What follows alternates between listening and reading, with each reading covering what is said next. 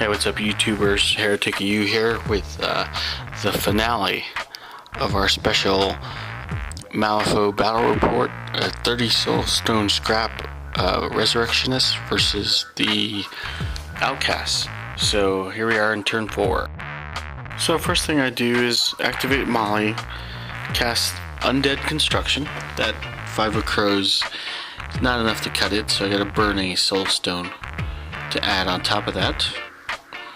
And guess who I decide to construct? That's right, Madame Sybil, she's back. After that I reveal Philip just to force some morale duels and make Jake burn some cards. Jake then activates his trapper, destroys a second piece of evidence, and moves closer to the last one. Next I activate the Bell, who moves just inside the combat range of that Ronin there, so no disengaging strike. I cast Lore on Madame Sybil. There's the Lore cast. Even though my defense flip is high, I can choose to tie since it's my own model. So I choose to tie, which means that the Lore goes off. So Jake tries to activate his Ronin inside the terror range of Madame Sybil, but he fails the willpower check and falls back. So back onto me, I activate Madame Sybil, flipping that nice red joker for the attack, which I declare my rot trigger for that. So normally that would have been a negative flip, but because I had the rot trigger, gave me a positive flip, so it's straight damage. And in this case I decide to cheat in a high card to do max damage to the Ronin. So a quick note here, we missed a couple of activations this turn. There's the Ronin that you're looking at right there. She swung a couple times and missed. And the Ronin that's on the by that tree that you see right there. Anyways, my turn, I activate the Dead Doxy, who gets the bonus +2 to her walk. So she walks all the way over there to try to stop that Ronin. And I declare a melee strike. So there's my attack flip, which is, not that great. Jake's flip is not that great either. Looks like he's struggling with what to use, so he ties the total. So it's a -2 flip to me, so I have to flip 3 cards to pick the lowest. And unfortunately I flip a weak and only do a single point of damage. I have the plan. I do. This is turn 5, yeah. Oh yeah!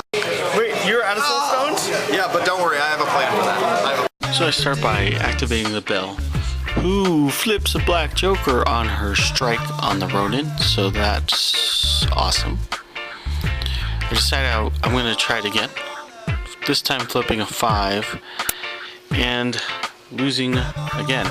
So I'm going to use the 0 action, Inviting Approach, and it's going to be cast on the Trapper. So I'm going to try to push as far as possible up to him, putting me between the objective. So I cheat in a 9 of Crows, and Jake looks at his hand, can't beat it, so I get the push. Jake then sacrifices his Ronin to gain 2 soul stone. Now I activate Madame Sybil, and this is a double walk.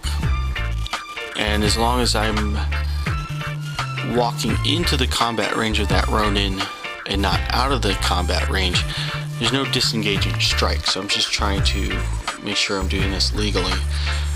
Her last action, I try to do Call Bell. I have no cards to cheat with, so that's gonna fail, even though it's a nice high card. So Jake activates the Trapper, declares a shot on the Dead Doxy. First shot misses, so he's going to do a second shot. This time he's losing again, but the difference is a little bit more easier to deal with, so he cheats in a high card, declares his reposition trigger. Even with all the negatives, it's going to be a -2 twist, so 3 cards. He's going to do a single point of damage, which is enough to kill the Doxy but I do my slow to die action final performance, switching Madame Sybil and the dead Doxy, healing the dead Doxy for a wound, and pushes towards the objective.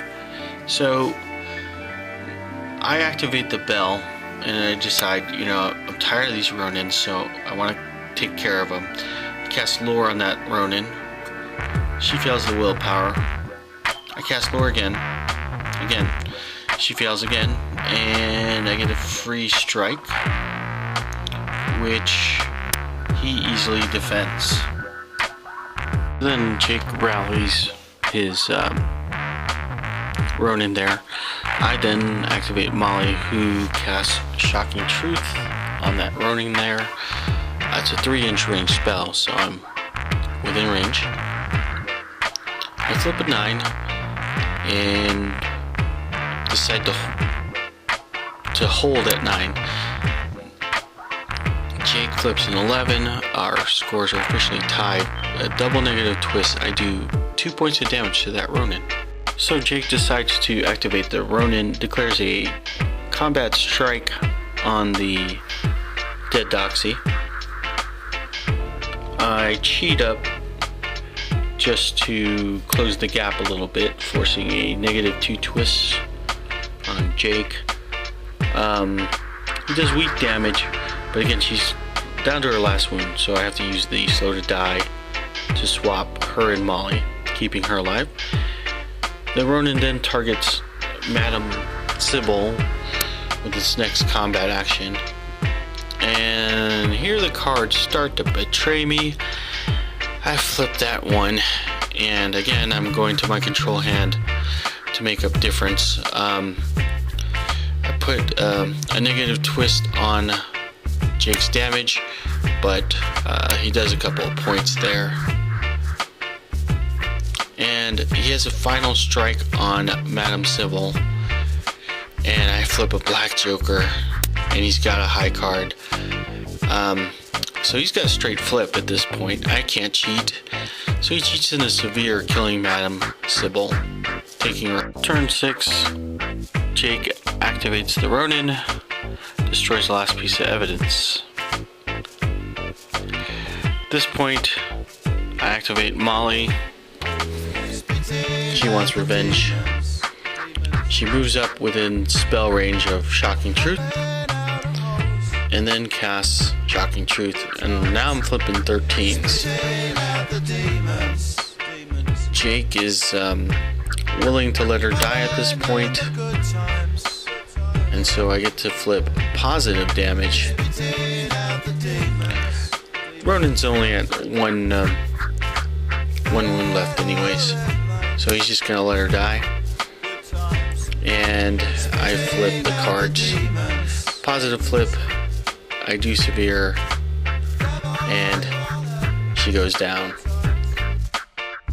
Jake then activates the Trapper, who moves on top of the corpse counters and uses Eat Jerky just to destroy him.